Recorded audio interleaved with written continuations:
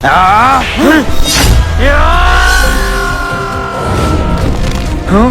बहन, देखा? भैया मैंने आपसे मना करा था ना, गुस्सा मत करना। इसको मैंने बहुत बार समझाया है, लेकिन समझता ही नहीं है। गुस्से में आप एक बुरे इंसान बन जाते हो और ये मुझे बिल्कुल पसंद नहीं है। बहन मैं क्या करूं? मैं अपनी शक्तियों पर कंट्रोल करना चाहता हूं, लेकिन होता ही नहीं है। अब अपनी पावर पे कंट्रोल रखना और रक्षाबंधन पे जरूर आना। अरे बहन तू उसकी चिंता मत कर, मैं इस रक्षाबंधन जरूर आऊंगा और सही सलामत आऊंगा। अब बता, मेरी बहन से शिकायत करेगा? अरे नहीं भाई, तेरी बहन ने कहा था ये सब, मुझे माफ कर। भाई जी चलो उस पेड़ के पास जहाँ मेरी शक्तियाँ कंट्रोल होती हैं। हाँ?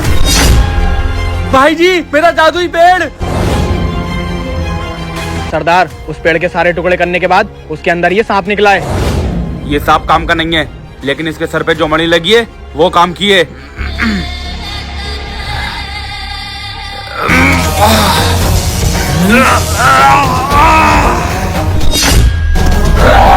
सरदार, अब आपके अंदर वो शक्तियाँ हैं जो उस फौजी में हैं।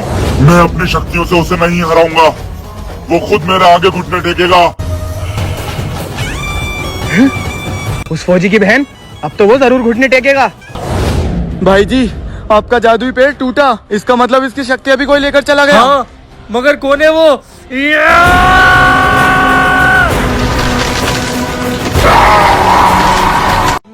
चल चल हरा के दिखा।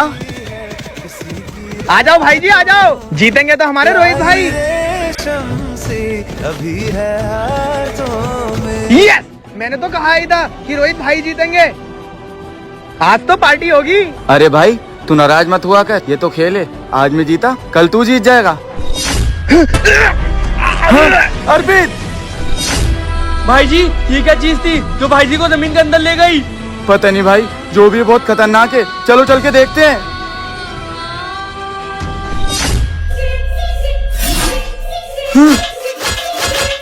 भाई जी निंजा और हमारे बॉर्डर में। भाई जी इनको तो मैं अभी देखता हूँ।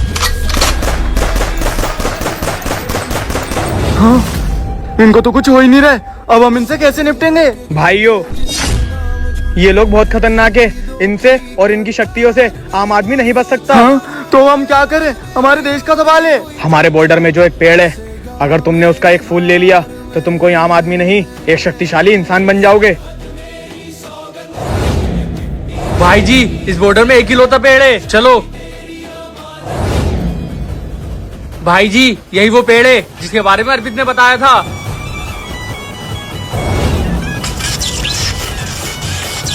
हाँ?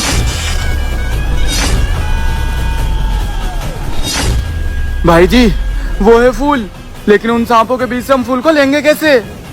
एक रास्ता है।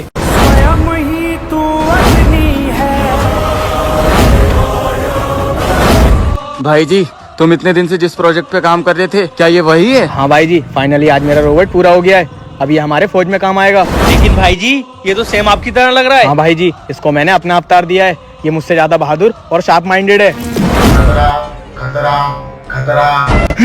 भाई जी ये खतरा खतरा क्यों कर रहा है? पता नहीं भाई जी, मुझे लग रहा है बॉर्डर में कोई अनहोनी होने वाली है, इसलिए ये हमें अलर्ट कर रहा है। भाई जी ज़ोंबी हमारे बॉर्डर में। भाई जी आप फिक्र मत करो।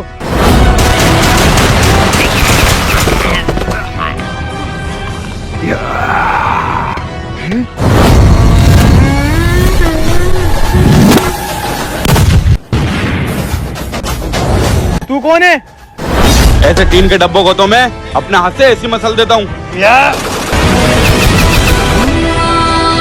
मुझे कुछ नहीं होगा क्योंकि मैं कोई इंसान नहीं,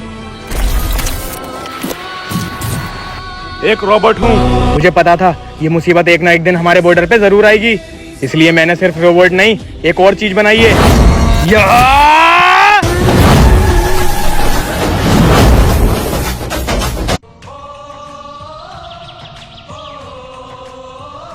आज मौसम तो बहुत ठंडा है। और भाई जी क्या हो रहा है ठंडे ठंडे मौसम में? कुछ नहीं भाई जी, आज आपकी ड्यूटी कहाँ लगी है? तो बात कैसे कर रही है? सीनियर हूँ तेरा। सीनियर बाद में, पहले तू मेरा दोस्त है। अच्छा वो देख क्या है? भाई जी कैब तो मेरा। भाई जी बेशक आप मुझे गोली मार देना, लेकिन आगे से ऐसा कभी मजाक मत करना। यार तू तो नाराज हो गया। बुरा मानने की बात नहीं है, बचपन से मैं ताने सुनता आ रहा हूँ कि मैं गंजा हूँ। स्कूल में भी मुझे लड़के गंजा कह कर चलाती थी और मेरा कोई दोस्त नहीं था। भाई जी एक दिन देखना तुम्हें मेरे ऊपर फक्र होगा। Change sir. जवान चोटी नंबर 3 पे कुछ घुसपैठिए घुस गए, तुम और अमित जाके उन्हें हैंडल करो। Okay sir. भाई जी चलो।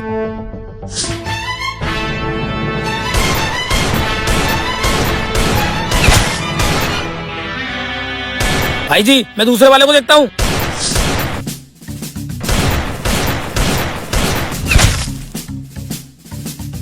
सब खत्म हो गए।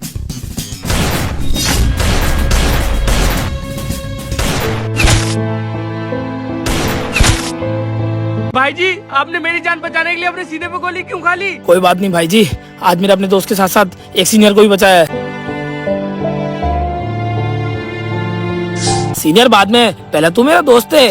भाई हट हट चलो हटो हट। पापा हम खेत में काम करते हैं और हम भैंसियाँ चुगाते हैं, लेकिन आरुष काम क्यों नहीं करता? बेटे मैं दिन में 10-10 बार उसको समझाता हूँ, लेकिन उसकी आदत पड़ गई है हरामखोरी की। उसकी समझ में नहीं आता, कोई काम भी करना नहीं चाहता है और बैठे बैठे खाना चाहता है। बेटे तू फिक्र मत कर, आज मैं उसकी अच्छे से क्लास लगा दूंगा। ठीक है पापा। सॉरी पापा, लेट हो गया आने में। तू करना क्या चाहता है? ना तो तू मेरे काम हाथ बताता है और ना कुछ काम करना चाहता है। सॉरी पापा, दोस्त मिल गए थे। तेरे दोस्त तुझे एक दिन बर्बाद कर देंगे। ये देख कितना काम करता है। अब हम जा रहे हैं घर पे, तू इन भैंसियों को लेकर घर पे आ जाना। पापा मैं आपसे कुछ कहना चाहता हूँ। हाँ बेटा बता। पापा मुझे फौजी बनना है, मेरा सपना है फौजी बनने का। बेटे ये तो अच्छी बात है कि तुझे फौजी बनना है, लेकिन हमारे पास पैसे कहाँ हैं? पापा यही तो बात है, हम गरीब हैं, अब मैं फौजी कैसे बनूंगा? पापा मैं आ गया। मैंने तुझसे सुबह कहा था भैंस लेकर आ जा, और तू अब आया है। पापा दोस्तों ने रोक लिया था। दोस्त क्या करूँ तेरे दोस्तों का? जा जाके सो जा। हाँ तो कितने दिन में दे दोगे वापस? साहब जैसी मेरी फसल आ जाएगी वैसे आपके पैसे वापस कर दूंगा। ठीक है ये लो, फिर टाइम से दे देना। ठीक है साहब, धन्यवाद आपका। अरमान बेटे ये देख मैं क्या लाया हूँ। पापा इतने सारे पैसे? बेटे ये तेरे फौजी बनने के पैसे हैं, अब तू जाएगा फौज में। ठीक है पापा। बुड्ढे बेटे तू यहाँ पड़ा हुआ है, कम से कम एक दारू की बोतल दिला दे। अपने एक बेटे को तो भेज दे फौज में, मेरे लिए क्या करा? जिंदगी ने तुझे बहुत मौके दिए, लेकिन सारे मौके तूने गंवा दिए। और जब तू कामयाब नहीं हुआ तो अपनी किस्मत को रो रहा है। तूने मुझे 1 साल से पैसे नहीं दिए, मैंने ठेके पे 5 लाख का कर्जा कर लिया है। अब मैं ये जमीन नीलाम करूंगा और इससे जितने पैसे आएंगे उससे अपना कर्जा चुकाऊंगा। यहाँ का मालिक कौन है? मैं हूँ। तुम ही बोली लगा रहे हो इस पूरी जमीन की? हाँ मैं ही इसकी बोली लगा रहा हूँ। मैं तुम्हें इस जमीन के 3 करोड़ रुपए देता हूँ। नहीं साहब 3 करोड़ तो बहुत कम है। 5 करोड़? नहीं पूरे 10 करोड़ रुपए दूंगा मैं तुम्हें इस जमीन के। 10 करोड़ ठीक है। नहीं साहब ये जमीन मत लीजिए, मेरा बेटा आता ही होगा। अरे बुड्ढे बीच में टांग क्यों बढ़ा रही है? बाबा आप ठीक है ना? मैं आपका बेटा अजीम। तो जवानों हमें इस तरह से पोजीशन रखनी है। अभी सूत्रों से पता चला है कि अमित चंद्रा की जो रामपुर में जमीन है उसकी नीलामी होने वाली है। ये जमीन तो मेरे पापा की है, इसकी नीलामी कौन कर रहा है? बाबा ये मेरा ही पिए है और आप फिक्र मत करो, हमारी जमीन कहीं नहीं जाएगी। कितने पैसे तेरे कर्जे के? तेरा कर्जा मैं दूंगा। तूने तो जिंदगी भर न बाप की कदर करी न खुद कामयाब हुआ, तुझे तो शर्म आना चाहिए। तू एक बेटा होने पे कलंक है। दोस्तों वीडियो को लाइक करके कमेंट बॉक्स में लव यू पापा जरूर लिखें।